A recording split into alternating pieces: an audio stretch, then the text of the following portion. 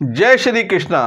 बहनों भाइयों, जैसे कि कुंडली में 12 हाउसेस होते हैं, हर हाउस का एक अपना अलग मीनिंग निकलता है, हर उसकी एक ताकत होती है। इस पहले हमने कुंडलियों में एकादश भाव का अध्ययन किया कि एकादश भाव जाता है तो आदमी को लाभ कहाँ से होता है। फिर हमने दूसरी कुंडली में चर्चा करी भाग्य का, कि भाग्य यदि मजबूत है तो क्या होता है, विभिन्न भावों में जा जाकर जातक क्या प्राप्त करता है। आज हमारा ध्येय है दूरते भाव यानी कि धन भाव। यदि जातक का धन भाव विभिन्न भागों में भाग जाता है तो जातक को धन कहाँ से मिलेगा। जैसे कि छोटा सा उदाहरण, यदि धन भाव में है तो जातक का कुल भी धनवान होगा, उसका परिवार भी धनवान से पूर्ण होगा। यदि धनेश पंचम में चला गया तो जातक खुद धनवान, उसकी संतान भी धनवान। यदि जातक 6 का धनेश 6 हाउस में चला गया तो जातक निर्धन। शुभ ग्रह है तो थोड़ा अधिक धनवान, पाप ग्रह है तो जातक जो धन कमाएगा उसे उसके शत्रु ले जाएंगे। इस तरीके से आज हम चर्चा करेंगे 12 हाउस की, कि धनेश यानी कि धन का स्वामी या कि सेकंड हाउस का स्वामी किन किन भावों पर जा रहा है और कहाँ से उसे धन प्राप्त होगा। यदि किसी कारणवश धन प्राप्त करने पर उसे परेशानी हो रही है तो हम कैसे उसे मजबूत करें और कैसे हम उसका, अपने परिवार का, अपने अच्छा पालन पोषण करें, हम धन कमाएं, जो बाधाएं आ रही हैं उन्हें दूर करें। आते हैं अब हम चार्ट में। मैं पहले आपको फिर वही अध्ययन कराता हूं कि जैसे कि 12 राशियां होती हैं, मेष, वृष, मिथुन, कर्क, सिंह, कन्या, तुला, वृश्चिक, धनु, मकर, कुंभ। इनका कोई ना कोई स्वामी जरूर होता है। जैसे मेष का स्वामी मंगल, कर्क का स्वामी चंद्रमा, वृश्चिक का स्वामी मंगल। मतलब कहने का तात्पर्य है कि हर राशि का एक स्वामी होता है, वो कहीं भी बैठ सकता है। आज हम चर्चा करेंगे इस दूरते भाव की। मैंने पहले कहा था यहाँ कुछ भी हो सकता है। यहाँ जो नंबर आवे, जो राशि आती है, उसके हमें स्वामी को देखना है। मैं पहले भी बता चुका हूँ, एक एक भाव अनेक चीज़ों का होता है। जैसे ये काली धन का नहीं है, ये धन का भी है, ये वाणी का भी है, ये परिवार का भी है, ये आँखों का भी है। आज हम केवल चर्चा करेंगे धन के विषय में, क्योंकि ये कलयुग का समय चल रहा है, यहाँ पर धन का विशेष महत्व होता है। हम देखेंगे कि हम अपने धन की स्थिति कैसे करें और धन को हम कैसे प्राप्त करें। अब आते हैं हम धनेश पर यानी कि दूरते भाव के स्वामी पर। मैंने कहा कि यहाँ का कोई भी स्वामी कहीं भी जा सकता है। आज हम सपोज कर लो इसका स्वामी शुक्र है। यदि शुक्र लग्न में आ गया, जातक धनवान होगा, उसका परिवार भी धनवान होगा, उसकी ऐसी बुद्धि होगी वो धन से पूर्ण रहेगा। यदि जातक का धन का स्वामी धन में ही रहता है, जिसे कहते हैं जो वो स्वामी दुष्टो तस्य वृद्ध अस्ति, यदि धन का मालिक धन में बैठ गया वो अवश्य ही धनवान होगा। फिर हम देखते हैं, मैंने पहले बताया गया था कि किसी का स्वामी 6, 8, 12 चला जाता है तो उसके कारक तत्व समाप्त हो जाते हैं। वही हमारे नियम होंगे, वो एक याद करने का तरीका होता है, वो हर नियम में लगाएंगे। अब जैसे मैंने कहा धन का स्वामी 3rd हाउस में चला गया तो जातक कैसे धन कमाएगा? अपने मेहनत से, अपने पराक्रम से, अपने छोटे भाई के सहयोग से भी धन कमा सकता है। यदि जातक का धनेश यानी कि 4th भाव में चला गया, मैंने पहले बताया कि 1, 4, 7, 10 ये केंद्र होता है। अब लग्नेश का और इसका केंद्र त्रिकोण का संबंध रहा, जातक अवश्य ही प्रॉपर्टी युक्त होगा, मदर से धन कमाएगा, गाड़ी सवारी से लैस रहेगा, धन, मान, पैसा, प्रतिष्ठा प्राप्त होगी। क्यों? क्योंकि ये एक सिंहासन भी है। 4th भाव एक सिंहासन है। अब हम चर्चा करते हैं धनेश की 5th भाव में, क्योंकि 5th भाव क्या है? एक लक्ष्मी स्थान है। 5th भाव में कौन रहता? संतान रहती है। 5th भाव में कौन रहता? हाई एजुकेशन रहती है। तो जब जातक का धनेश 5th भाव में जाएगा तो जातक की संतान भी धनवान होगी अवश्य। अब आते हैं धनेश का हम 6 हाउस में। मैं पहले ही कह चुका हूँ 6, 8, 12 हाउस में किसी भी ग्रह का जाना उसको कमजोर कर देता है। सपोज कर लो धनेश 6 हाउस में चला गया तो जातक कर्ज लेगा।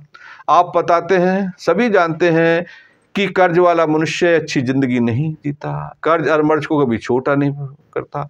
वो समय समय पर कर्ज लेगा, जितनी आमदनी होगी उससे ज़्यादा उसका खर्च होगा। यदि यहाँ कुछ शुभ ग्रह बैठ गई तो वो अच्छा हो जाता, जैसे कि वकीलों के लिए वो शत्रु से धन कमा लेगा, या मेडिकल मेडिसिन का संबंधित कार्य करके अपना धन कमाएगा, लेकिन शत्रु से वो पीड़ित रहने का हमेशा भय बना रहता।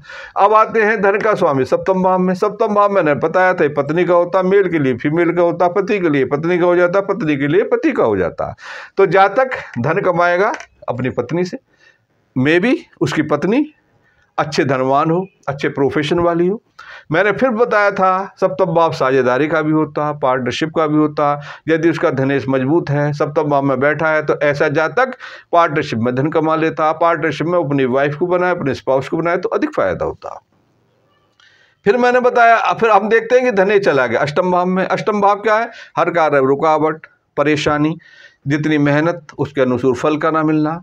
जब धनेश अष्टम में जाएगा तो मैंने कहा था कि एक सिद्धांत लगता है, जो भाव स्वामी दृष्टि तत्सदृष्टि, हर ग्रह की सप्तम दृष्टि होती है। जब ये यहाँ बैठेगा तो अपने सप्तम भाव से, सप्तम दृष्टि से धन को जरूर देखेगा। आप देखेंगे उसे कभी ना कभी अचानक लाभ होगा, उसे विरासत से माल मिल सकता, लेकिन धन की दृष्टि से, परिवार की खुशहाली की दृष्टि से, आंखों समस्या प्रॉब्लम का, आंखों संबंधित समस्या का उसे समय समय पर भय बनता रहता। और कभी कभी क्योंकि सेकंड हाउस एक परिवार का भी होता है, फैमिली का भी होता है, तो फैमिली के संकट में आने का भय बना रहता है। लेकिन याद रखें कि अचानक धन लाभ का भी एक शुभ योग बनता। अब आते हैं हम धनेश को 9th हाउस में। 9th हाउस क्या है? बहुत ही शुभ हाउस है। मैंने इसका एक विशेष वीडियो में, अलग वीडियो में इसका विशेष चर्चा की थी। 9th हाउस होता भाग्य का। कहते हैं कि भाग्य में, जीवन में भाग्य का 80% रोल होता। यदि जातक का धनेश यहाँ चला गया तो डेफिनेट जातक धनवान होगा, उसके फादर धनवान होंगे। वो अपने भाग्य से, अपनी मेहनत से, अपने धार्मिक कार्य करने से, अपने पूर्ण कर्म से अवश्य धन कमाएगा। यदि जातक का धनेश आ जाता 10th हाउस में, ध्यान रहे केंद्र में सबसे मजबूत स्थान 1, 4, 7, 10 में ये 10th हाउस का होता है, तो जातक नेम फेम वाला होगा, उसकी कीर्ति होगी, राजमान्य होगा, अधिकारियों से, गवर्नमेंट से, ऑथोरिटी से, जनता से धन अवश्य कमाएगा। हमेशा ध्यान रखें ग्रह कब फल देती है? अपनी महादशा, अंतरदशा, वृत्तांतरदशा। पहले हम कुंडली को देखते हैं कि उसकी नब्ज ग्रह कहाँ बैठी हैं। जैसे जैसे उसकी महादशा, अंतरदशा, वृत्तांतरदशाएं आती हैं, जातक के साथ ऐसे ऐसे घटना होती चली जाती है। हमेशा ध्यान रखें दूरते भाव काय का भी होता है, ये मार्केश भी होता है। जब आपके दूरतेज की दशा चलें, आप अधिक धन कमा रहे हो, तो हमेशा ध्यान रखें कि आप चोट-पोट से बचने के लिए उससे संबंधित ग्रह का दान अवश्य करें, क्योंकि दूरतेज मार्केश भी बनाता। अब आते हैं दूरते का संबंध एकादश में। मैं अलग से बताऊंगा आपको कि लग्न का दूरते से, दूरते का पंचम से, दूरते का सप्तम से, दूरते का एकादश से ये धन योग बनते हैं। मैं आपको ये भी सिखाऊंगा कि कुंडली में धन योग कैसे बनते हैं, राजयोग कैसे बनते हैं। जब सेकंड हाउस का स्वामी एकादश भाव में जा रहा है, दैट मीन्स कि जातक जो है धन योग बना रहा है। जब एक की महादशा होगी, दूसरे की अंतरदशा होगी, उसमें अपार धन आएगा। लेकिन कितना आएगा? इट डिपेंड ऑन द उसकी डिग्री में है, मित्र राशि में है, उच्च का है, शत्रु का राशि में, ये उस पर डिपेंड करता है। इसके लिए अलग से एक चर्चा करेंगे, लेकिन जातक अवश्य ही धनवान होगा। अब आते हैं हम धन का स्वामी 12th में। मैंने पहले ही कहा था वो ही नियम लगाएंगे हम। 6, 8, 12 का स्वामी, इनमें स्थित ग्रह क्षीण हो जाते हैं। 12th हाउस क्या है? हर चीज का इन्वेस्टमेंट, कोर्ट, हॉस्पिटलेशन, विनाश। हमेशा ध्यान रखें कोई अगर कितना ही खराब समय चल रहा हो, खराब ग्रह हो, उसकी कुछ ना कुछ शुभता होती है। यदि धनेश 12th हाउस में चला गया तो ज्यादा निर्धन हो जाता है। पाप ग्रह से ग्रसित हो गया तो जातक का पैसा हॉस्पिटलेशन में, कोर्ट में, कचहरी में खत्म हो जाता। यदि अच्छी स्थिति में आ जाता है किसी कारणवश, और जातक अपने घर से दूर स्थान जैसे विदेश वगैरह में, क्योंकि 12th हाउस एक विदेश का भी है, तो जातक अपने विदेश में अधिक धन कमा लेता है। लेकिन ध्यान रखें जब भी 12th हाउस की दशा चले उस दान अवश्य करें, क्योंकि ये कोर्ट, हॉस्पिटलेशन में धन का व्यय करवाने का विशेष योग बना रहता है। इस तरह से हमने चर्चा करी इनके बारे हाउसेस की कि कौन सा ग्रह कौन सा कहाँ जा रहा है, उससे कैसे प्राप्त होता है। फिर मैं आपको एक बात फिर मैं दोहराता हूँ कि हमेशा कुंडली का पूर्ण रूप से एनालिसिस करने से उसका फलित होता है। सपोज कर लो किसी का दूरतेज उच्च का बैठा है, उसे अलग फल है, स्वराशि का बैठा है, उसे अलग फल है। यदि कोई वहाँ पर शुभ ग्रह बैठ गया, सपोज कर लो भाग्येश आ गया, उसका अलग फल है। तो पूर्ण तरह से उसकी कुंडली का पीएससी से यानी पॉजिटिव एस्पेक्ट कंजक्ट स्थिति दृष्टि युति से फल निकलता है। फिर मैं आपको एक चीज़ और बता दूं कि ये इस पे आप ध्यान दें, ये जो मैंने उतारा है ये वृद्ध पाराशर होरा शास्त्र से उतारा है मैंने।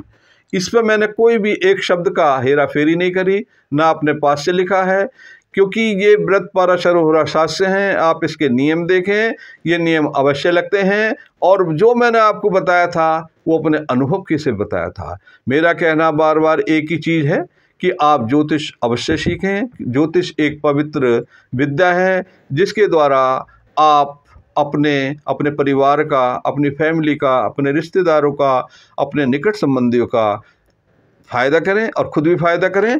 क्योंकि ज्योतिष एक विज्ञान है, महाविज्ञान है।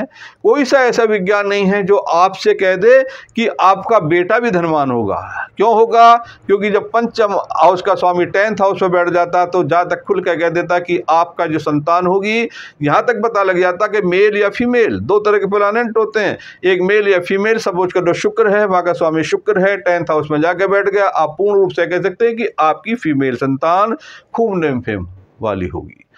ये विज्ञान नहीं, महाविज्ञान है। इसकी आप जरूर अवश्य करें, ये वेदों का अंग है। फिर चर्चा करेंगे इसी तरीके की कि हम कैसे, जैसे हमें विज्ञान फायदा करता है, हम ज्योतिष के द्वारा हम अपने रोगों का निवारण कैसे करें। यदि हम पे सपोज कर लो किसी की शादी नहीं हो रही, उसका निवारण कैसे करें। यदि हम पे धन की कमी आ रही है तो किस देवता से संबंधित हम पूजा करें जिससे कि हम पे धन प्राप्त हो। मिलते रहेंगे ऐसी कैसेटों से, ऐसी वीडियो के साथ। वाणी को देते हैं विराम। जय श्री कृष्ण भगवान की।